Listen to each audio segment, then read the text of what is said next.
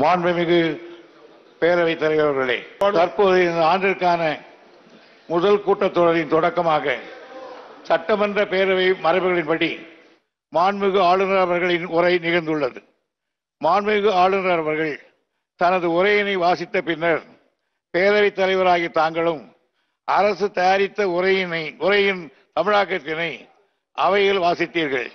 இது தொடர்பாக சட்டப்பேரவை விதி 17 தளர்த்தி பின்வரும் தீர்மானத்தினை இப்பேரவையில் முன்மொழிகிறேன். தீர்மானம்: 2024 ஆண்டிற்கான இந்த முதல் கூட்டத்தொடரில் தமிழ் மற்றும் ஆங்கிலத்தில் சமர்ப்பிக்கப்பட்ட ஆளுநர் உரை இந்த மாண்புமிகு மன்றத்திற்கு வழங்கப்பட்டபடியே அவை குறிப்பில் பதிவேற்றம் செய்ய வேண்டும் என்ற தீர்மானத்தை முன்மொழிகிறேன்.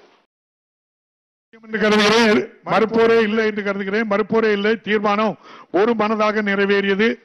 இன்று மாண்புமிகு சட்டமன்ற உறுப்பினர்களுக்கு கணினியில் பதிவேற்றம் செய்யப்பட்ட ஆளுநர் உரையின் ஆங்கிலம் மற்றும் தமிழில் அச்சிடப்பட்ட பகுதிகள் மட்டுமே அவை குறிப்பில் இடம்பெறும். வேறு எவையும் அவை குறிப்பில் இடம்பெறாது என்பதை தெரிவித்துக் கொள்கிறேன்.